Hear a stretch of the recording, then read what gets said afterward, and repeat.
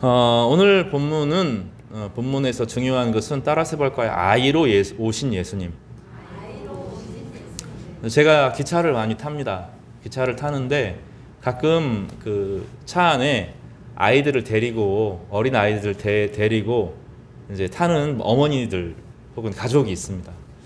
그런 아이들이 1시간 40분 동안에 조용히 엄마만 보면서 싱긋싱긋하고 주변에 사람들 방해되면 안 되니까 조용히 차분하게 있어야 되겠다. 그러면 아이일까요? 아이가 아닐까요? 그런 아이는 큰일 납니다. 그런 아이가 있으면 안 되죠. 아이는 어떻게 해야 되죠?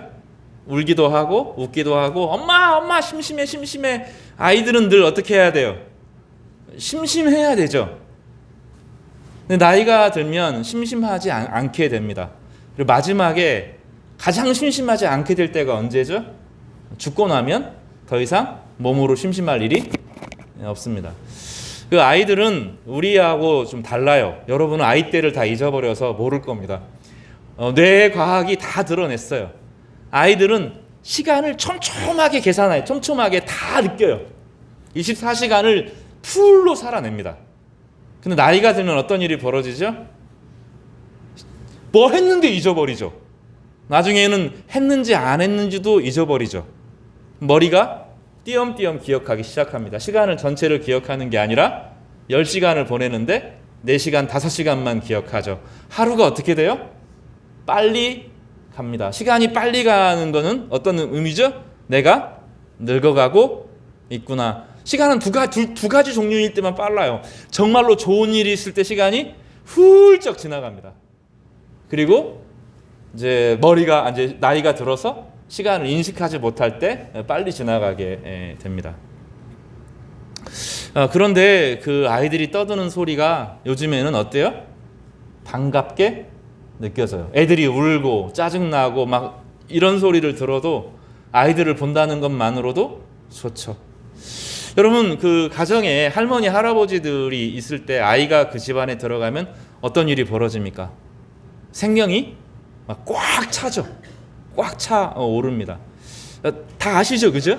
생명이 막 피어나서 그 부모님, 할아버지, 할머니들이 어떤 것을 느껴요? 막 살아있는 것을 느끼죠. 아이의 생명력이 부모에게, 자녀들에게, 다른 할아버지들에게 이렇게 딱 가게 되는데 그게 마음에 부딪히면서 힘과 소망을 줍니다.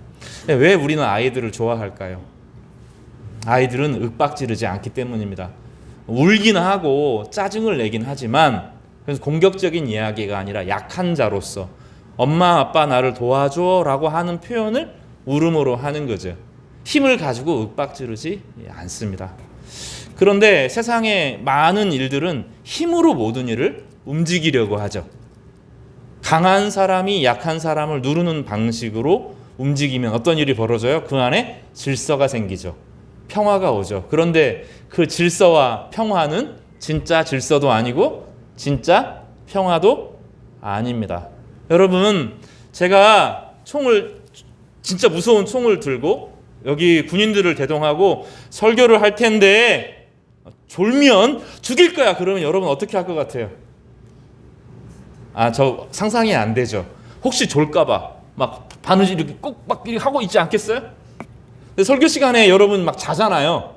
중간중간에 자는 분 계셔요. 조는 게 아니라 자는 분 계셔요.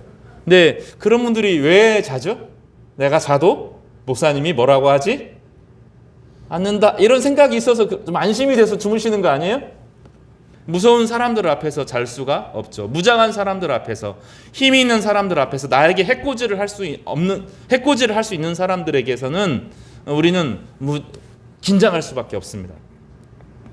근데 주님은 그런 모습으로 이 땅에 오시지 않았습니다. 예수님은 성부 하나님, 성자 예수님, 성령 하나님과 같은 삼위의 하나님이심에도 불구하고 가장 힘이 있는 분이고 또 세상의 모든 원리이시기 때문에 지구의 모든 운행과 우주의 모든 운행을 관리하시는 엔지니어 역할을 주님께서 친히 하시는 분이시면서도 불구하고 힘과 권력을 가지고 무장하여서 나 안 믿으면 다 꿇어 죽어 이렇게 하시지 않고 천사들을 통해서 동원하시지 않고 가장 약한 모습으로 어떻게 해요? 가장 약한 아이의 모습으로 구유에 담겨 있었습니다. 비무장으로 힘 하나도 없이 가장 약한 모습으로 구유에 누워 있었습니다. 그리고 예수 그리스도는 강포에 쌓여 있었습니다. 지난주에 설교할 때 이 강포라고 하는 하얀색 보통 천들은 제사를 드릴 때 양을 싸는 천이라고 말씀드렸습니다. 그러니 그곳에 구유가 있고 소와 양들이 있는 바로 그 고유의 이런 곳에서 그 새끼가 태어나면 감는 그 천, 그리고 양 제사를 드리기 위해서 각을 뜨고 이 시체를 제물을 저 성전까지 가지고 가기 위한 준비하는 그 천들, 그런 천에 쌓여서 예수님께서 추위를 견디고 계셨던 것입니다. 그러면 가장 약한 모습으로 누가 돌봐주지 않으면, 하나님이신데 놀랍지 않습니까? 하나님이신데 누가 돌봐주지 않으면 안 되는 세상에서 가장 연약한 모습으로 구유에 누워 있었습니다. 근데 그 구유에 누워 있는 아이를 보고 목자들은 알아봤습니다. 이것이 하나님께서 우리에게 주신 최고의 선물이라고 하는 것을 알게 된 것이죠. 우리가 기대하는 것은 어떤 거예요? 나에게 구원이 임하는, 내가 힘이 생기면, 권력이 생기면, 내가 돈이 생기면 모든 것에 자유를 얻고 그 누구 앞에서도 당당한 사람으로 살 수 있을 것이라고 이야기하죠. 근데 우리는 좀처럼 기도해도 하나님이 때때로 나에게 권력을 주시지 않아요. 그렇죠? 막 기도했는데 갑자기 성적이 확 오르고 그러던가요? 은유라 막 그랬어?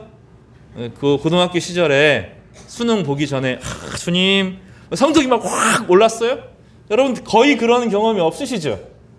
왜 그렇습니까? 하나님이 우리 가운데 주시는 성격은, 선물의 성격은 그런 것이 아니기 때문입니다. 왜냐하면 우리에게 힘과 지위와 권력을 가지고 있으면 세상 사람들이 그것을 어떻게 사용합니까? 다른 사람을 윽박지르고 다른 사람을 밟고 그 자신에게 주어진 것을 무장하는 데 사용하죠.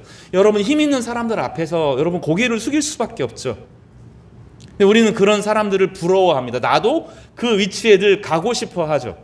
주님은 그런 방식으로 우리를 복주시는 것이 아니라 우리에게, 예수 그리스도를 믿는 사람들에게 무엇을 주셔요? 성령을 주시죠.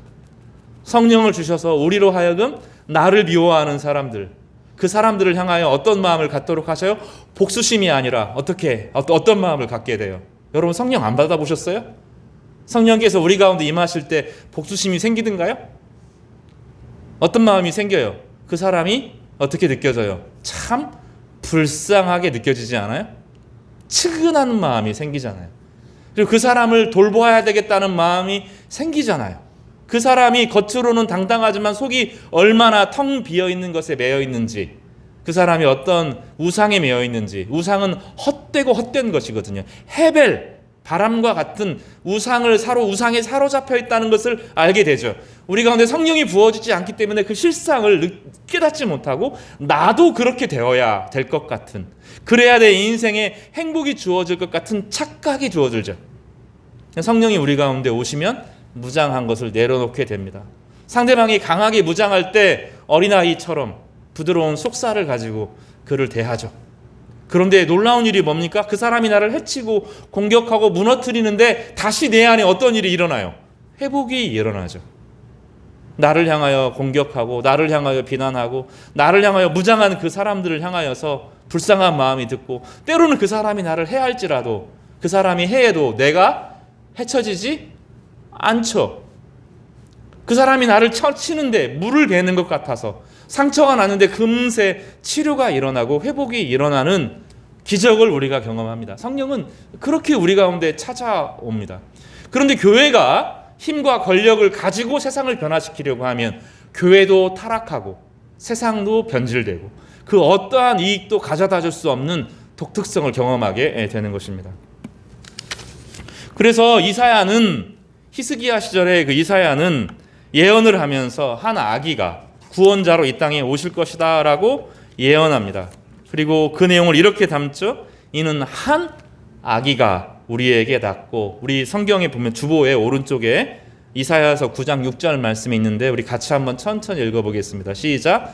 이는 한 아기가 우리에게 낳고 한 아들을 우리에게 주신 바 되었는데 그의 어깨에는 정사를 메었고 그의 이름은 기묘자라 모사라 전능하신 하나님이라 영존하시는 아버지라 평강의 왕이라 할 것임이라고 말합니다. 한 아기가 있어요. 한 아기가.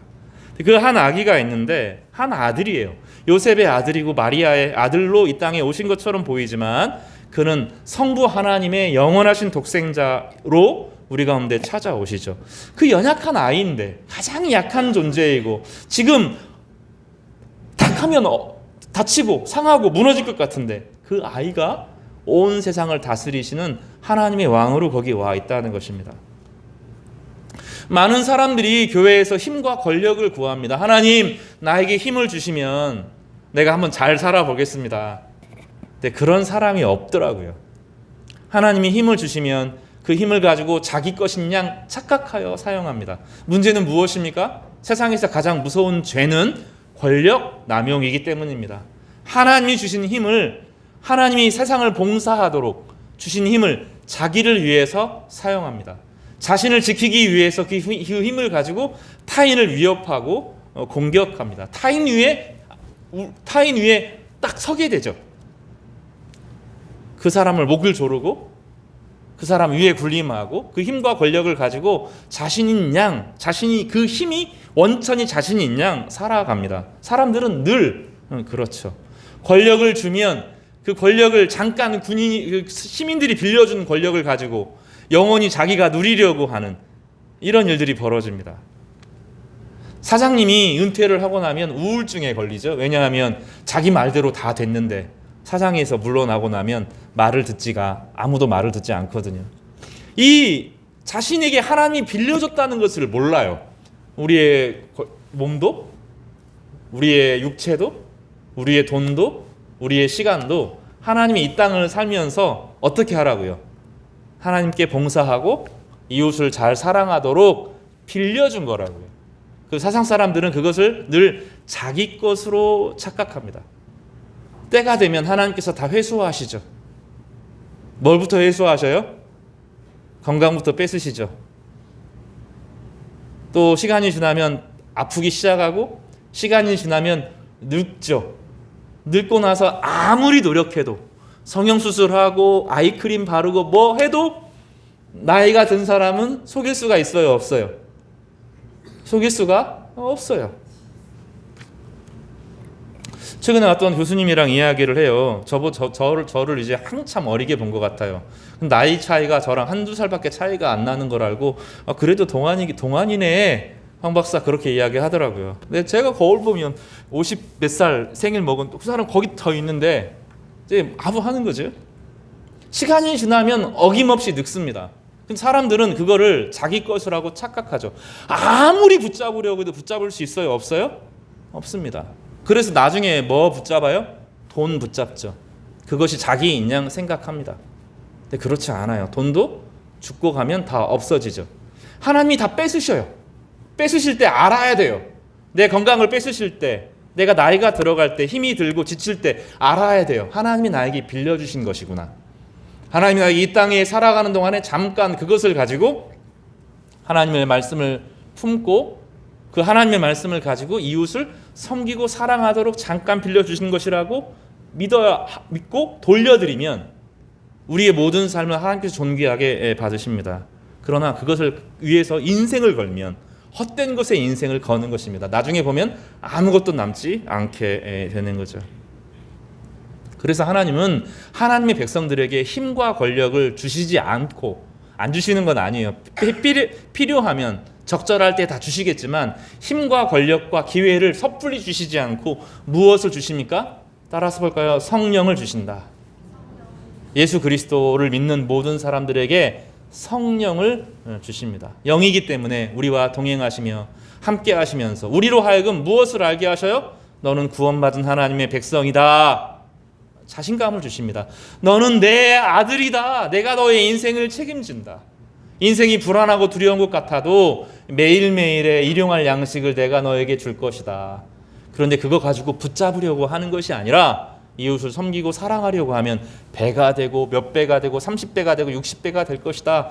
그렇게 해서 내 인생이 이웃을 향하여서 섬기는 사람으로 살도록 내가 이 땅에 태어난 것을 깨달을 때 하나님은 그에게 안심하고 자신의 일들을 맡기기 시작하는 거죠. 성경에 보면 그 가장 대표적인 사람이 다윗입니다. 다윗은 자기 게 아닌 것을 알았고 하나님 주신 성령의 능력으로 때로는 그것을 힘을 가지고 사용하고 때로는 그것을 지도력을 가지고 사용하고 때로는 그 나라들의 평화를 가져오는데 사용했습니다. 그러나 그가 자신을 위해서 힘과 권력을 사용하려고 했을 때 하나님은 안 돼! 이렇게 말하셨어요. 심하게 경고하셨고 너의 인생은 나의 손안에 있고 너에게 있는 모든 힘과 권력은 너 자신을 무장하는 데 쓰면 안 돼라고 말씀하셨습니다. 여러분, 이 방어기제, 무장하려고 하는 본성을 내려놓으시기를 바랍니다. 그리고 이것은 우리 힘으로 되는 것이 아닙니다. 하나님께서 우리 마음 가운데 평화를 주실 때 우리 마음 가운데 내려놓음이 벌어지는 거죠. 내가 나를 지켜야 된다. 내가 나를 막 증명해야 된다. 나를 무시하는 사람들 앞에 내가 뽐때를 한번 보여주겠다. 여러분, 그거 내려놔야 돼요. 주님께서 그렇기 위해서 우리 가운데 기회를 주시는 것이 아닙니다. 오늘 본문에 보면 그의 어깨에는 정사를 메었고 라고 되어 있습니다. 정사라고 하는 것은 권력, 국가 책임 이런 거예요. 정사는 국가를 다스리는 것을 말합니다. 그의 권력은 권력인데 책임이에요. 책임. 여러분, 진짜 좋은 아빠는 어떤 아빠예요? 자기 자녀들 걱정하죠. 또 자기 아내 걱정하죠. 자기 집안을 위해서 책임을 지는 사람이 진짜 좋은 아빠 아니에요? 아빠가 돼가지고 자기 돈을 다 자기만을 위해 써. 그러면 그거 아빠 아니잖아요. 진짜 아빠는 누구를 먼저 생각해요? 자녀 먼저 생각하고 아내 먼저 생각하고 이 가정을 챙기잖아요. 그죠? 진짜 왕이라고 하면 고대 시대의 진짜 왕은 안전하서나 누구 생각해야 되는 거예요? 백성 생각해야 되는 거죠. 지극히 가난한 자들까지 돌아보아야 하는 거잖아요. 제가 예전에 여러 번 말씀드렸어요. 솔로몬이라고 하는 지혜의 왕이 있었습니다. 그가 초기에 아주 지혜가 탁월했고 정말로 좋은 왕이었어요. 얼마나 좋은 왕이었냐면 그 예루살렘 이스라엘에 창녀가 있는 거예요. 창녀. 솔로몬도 못 고쳤어요, 이거를. 근데 창녀 안에 분쟁이 벌어져요. 자녀 문제를 가지고 누가 그 창녀의 아들이냐 하는 문제가 벌어져요. 그런데 솔로몬이 그 얘기를 들어요. 그리고 그 문제에 개입하여서 바른 판결을 내려줍니다. 핵심은 무엇이냐면 얼마나 바른 판결을 내려주었느냐가 아니라 세상에서 가장 무시당하는 죄인 중에 죄인, 이 사회를 좀먹는다고 말하는 그 실상, 사실은 따지고 보면 창기가 되고 싶어서 창기가 된 사람이 누가 있겠어요? 집이 가난하고 노예가 되고 팔리고 포주에 끌려서 창녀가 되는 거잖아요. 그 사람의 심정을 알고 사회적인 구조를 온전히 바꾸지는 못하지만 그 사람들의 이야기까지 들을 수 있는 것이 진짜 좋은 왕이거든요. 그러면 그 좋은 왕이 되려고 하면 어떻게 해야 돼요? 잠을 못 자요. 목회자가 잠 못 자요. 좋은 선생님이 자기 아이들 때문에 잠 못 자요. 그냥 적절하게 선생님 지식만 가르치려고 하면 잠 잘 자고 평안하겠지만 진짜 스승은 그 아이들을 위해서 염려하고 걱정하고 고민하고 기도하거든요. 그리고 잠자는 게 힘들어요. 주님 앞에 맡기는 데까지 오랜 시간이 걸려요. 하나님 앞에 기도하려고 하면 어떤 과정을 겪어야 돼요? 내가 먼저 하나님과 바른 관계에 있어야 되겠죠. 내 죄악을 하나님께 토해내고 내 욕심을 토해내고 내 연약함을 토해내고 내 실패를 토해내고 하나님과의 바른 관계를 맺는 데까지 그런 오랜 시간이 걸리겠죠. 그리고 나서 타인을 위해서 중보하기 시작합니다. 그러니까 기도하는데 마음이 오래 걸리죠. 자신의 마음을 붙잡고 회개하고 하나님과 바른 관계로 돌아서는 데까지 시간이 오래 걸리겠죠. 그리고 나면 언제 시간이 또 성도들을 향하여서 중보기도하고 이렇게 하려고 하면 한 성도 생각하고 그 자녀들의 문제, 직장의 문제를 고민하고 생각하고 그 성도들의 신앙 상태를 생각하고 하게 되면 눌리지 않겠어요? 이 시간이 걸리겠죠. 하루에 1시간 가지고 어림도 없죠. 자기 자신 지키는 것도 1시간 가지고 안 되는데 성도들을 향하여 중보하고 기도하고 염려하고 걱정하고 이런 과정들이 시간이 오래 걸리겠죠. 그러면 국가를 다스리려고 하는 하나님 나라의 왕은 어떠겠어요? 그 어린아이로 태어났지만 그 아이가 점점점 자라지만 그 안에 온 세상의 짐을 다 짊어지고 가는 거죠. 세상의 모든 죄악의 짐, 세상의 모든 욕망의 짐을 그 어깨에 다 짊어진 참된 하나님의 아들로 성장하게 될 거예요. 그렇게 하나님의 아들로 성장하면서 책임을 지려고 하니까 하나님께서 그에게 어떻게 하셔요? 성부 하나님께서 그에게 기묘라 모사라 이렇게 이야기하시죠. 이 기묘하다 모사라고 하는 것은 탁월한 카운셀러다 그런 뜻이에요. 전략가이고 상담가다 그런 뜻입니다. 그래서 이 책임을 지려고 하는 사람에게 하나님께서 지혜를 부어주시죠. 이것은 자기를 위한 지혜가 아니라 남을 살리는 지혜. 왕이 지혜가 없으면 안 되잖아요. 아버지가 지혜가 없으면 안 되잖아요. 목회자가 지혜가 없으면 안 되잖아요. 대통령이 지혜가 없으면 안 되잖아요. 자기를 권력을 지키는 것이 아니라 온 세상 사람들이 아름다운 인생을 살아가게 하려고 하면 얼마나 많은 지혜가 필요하겠어요. 근데 하나님은 지혜 자신이잖아요. 그 하나님의 지혜를 성자에게 다시 주셔서 그로 하여금 기묘자 모사가 되게 하셔요. 모사꾼 이런 말 들어보셨죠? 기묘하다라고 하는 것은 원더풀, 어메이징 그런 뜻이에요. 탁월함 그런 뜻이에요. 이 모사라고 하는 것은 그 모든 문제를 풀어낼 수 있는 재간꾼, 제갈공명과 같은 사람을 모사라고 부르죠. 하나님은 예수 그리스도를 탁월한 지혜의 모사로서 그를 세우시는 거죠. 그리고 그가 책임을 지고 지혜롭게 모든 일을 하는 것을 보면서 사람들이 그를 향하여 뭐라고 말해요? 저건 사람이 아니고 하나님이 아니시면 안 된다라고 설명하기 시작합니다. 하나님이시죠. 그 예수 그리스도는 이 땅에 어린아이로 무장하지 않고, 어린아이들을 향하여서는 늘 다가갈 수 있잖아요. 칼 들고 창 들고 있는 사람들, 그 사람은 나에게 해코지할 수 있는 사람들에게 내가 다가갈 수 없지만 어린아이들에게는 그냥 다가갈 수 있잖아요. 왜 그래요? 어린아이들은 무장하지 않죠. 무장하지 않고 먹을 것 주면 좋아한다고, 그렇죠. 사랑한다 하면 엄마 좋아하고 받아주잖아요. 그 앞에 무장하지 않은 곳에서 다가갈 수 있는 거죠. 그 어린아이가 온 세상을 책임지는 어린아이가 되고 하나님 나라의 왕이 될 뿐만 아니라 세상 전체를 가장 아름답게 풀어나갈 수 있는, 그 도무지 풀리지 않는 문제들을 풀 수 있는 지혜의 하나님이시죠. 그리고 그는 약한 모습으로 오셨지만 실제로 보면 그에게 하나님의 권능과 능력이 있는 전능하신 하나님이신 것입니다. 그런데 그 어린아이에게 성자일 뿐만 아니라 그와 동행하시는 누가 함께 가셔요? 성부 하나님이 함께 하시죠. 영존하시는 아버지다. 영원부터 영원까지 알파와 오메가가 되시는 성부 하나님과 함께 하셨던 성자 예수인데 그분이야말로 하나님이시구나. 이 고백을 이사야가 미리 보고 말하는 것입니다. 그리고 그분을 따르는 모든 사람들에게 어떤 은혜가 주어져요? 평강의 왕이죠. 평화의 나라의 왕이에요. 하나님 나라는 평화의 나라입니다. 하나님과 인간 사이에 완전한 평화가 주어지는 나라. 하나님이 우리에게 평화를 주심으로 내 안에 나와 더 이상 갈등하지 않고 화해할 수 있는 나라.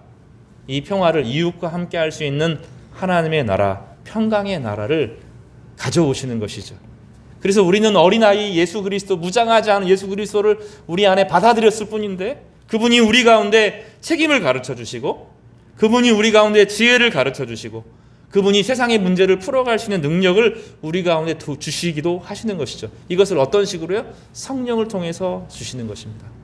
우리가 사모해야 될 것은 성령입니다.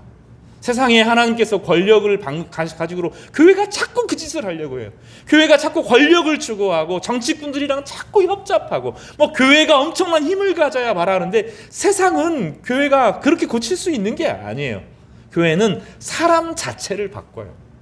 사람의 내면 가운데 하나님의 평화를 주시고 하나님의 자신감을 주시고 하나님의 위로를 주시고 하나님의 용서를 주셔서 한 사람 한 사람이 새로운 인생, 복된 인생, 복의 근원인 인생을 살아가도록 만들어주는 겁니다. 그래서 더 이상 다른 사람을 미워하지 않는 사람으로 우리를 변화시켜 가시죠. 왜냐하면 우리 앞에 오신 예수 그리스도가 그렇게 사셨고 우리에게 그 본을 보여주셨기 때문입니다. 다니엘서 1장 34절과 35절에 보면 한 왕이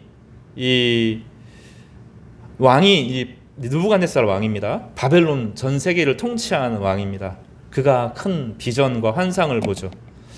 그 큰 환상 20m가 넘는 금 신상 안에 금, 은, 청동, 철, 진흙이 섞여 있는 엄청난 큰 환상을 봅니다. 이 모든 것은 제국들을 말합니다. 온 세상의 제국의 역사를 보여주죠. 그런데 다니엘은 그 환상 너머에서 다른 비전을 그에게 설명합니다. 45절에 보면 주보에 나와 있어요. 손대지 아니한 돌이 산에서 나와서 쇠와 놋과 진흙과 은과 금을 부서뜨린 것을 왕께서 보신 것은 하나님이 장래 일을 왕께 알게 하신 것이라. 이 꿈은 참되고 이 해석은 확실하니이다. 세상의 제국, 힘과 권력으로 무장한 모든 나라가 세상이 만들지 않은 작은 돌멩이 하나가 날라와서 밑둥을 탁 쳐요. 제가 제 성경에서 제일 좋아하는 본문입니다. 밑둥을 탁 쳐서 제국 전체가 무너집니다. 그런데 나중에 이 돌이 커져서 온 세상 전체에게 가득하게 되는데, 이것이 예수 그리스도가 세운 하나님의 나라를 설명합니다. 이 나라는 힘과 권력에 의해서 이걸 추구하는 방식이 아니라 용서의 방식으로, 사랑의 방식으로, 긍휼의 방식으로, 평강의 방식으로, 사람 한 사람 마음 가운데 성령을 주시는 방식으로, 하나님의 용서를 받은 사람이 하나님 안에서 자신을 회복하고 이웃과 맞서는 것이 아니라 이웃에게 용서하는 방식으로, 긍휼을 전하는 방식으로, 다시 나를 향하여 무장한 사람들을 향하여서, 그렇지, 나는 당신을 향하여 무장할 생각이 전혀 없다고, 나는 당신을 사랑한다고, 괜찮다고, 안심하시라고 말하는 그런 일들을 한다는 거예요. 성도 여러분, 성령이 임하시기를 바랍니다. 우리 개인에게, 우리 가정에게, 우리 교회에 주의 영이 충만하시기를 주님의 이름으로 축복합니다. 그러면 우리 자녀가 바뀔 겁니다. 그 자녀들을 위해서 다른 거 기도하지 마시고 주의 영이 임하게 하여 주십시오, 이렇게 기도하시기를 바라요.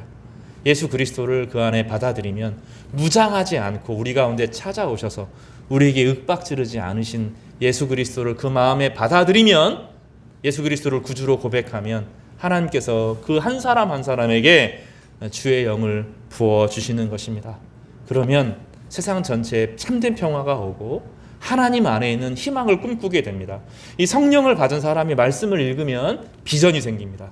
이게 놀라운 역사인데, 비전이라고 하는 것은 깜깜한 어둠 가운데 하나님의 뜻이 저기구나 하고 그 길을 나아가게 되는 거죠. 그러면 길이 열려요. 이게 하나님의 비전입니다. 비전과 소망이 성령과 함께 역사합니다. 말씀이 있으면 비전이 생깁니다. 성경이 확실히 여러 번 반복해서 말하는 거예요. 아무리 깜깜해도 하나님의 말씀이 주어지고 하나님의 말씀과 동행하면 반드시 이상과 비전을 그에게 주신다라고 약속하시는 거예요. 그러면 그 어두움 가운데 빛으로 살아가게 되는데, 놀라운 것은 그 자신이 하나님이 세우신 빛이 되는 것입니다. 오늘 어린아이로 오셔서 무장하지 않고 하나님의 선물로 우리 가운데 오신 예수 그리스도를 맞아들이는 복된 성탄절입니다. 오늘 이 복된 성탄의 기쁜 소식이 여러분 한 사람 한 사람에게도 위로와 소망이 되시기를 주님의 이름으로 축복합니다.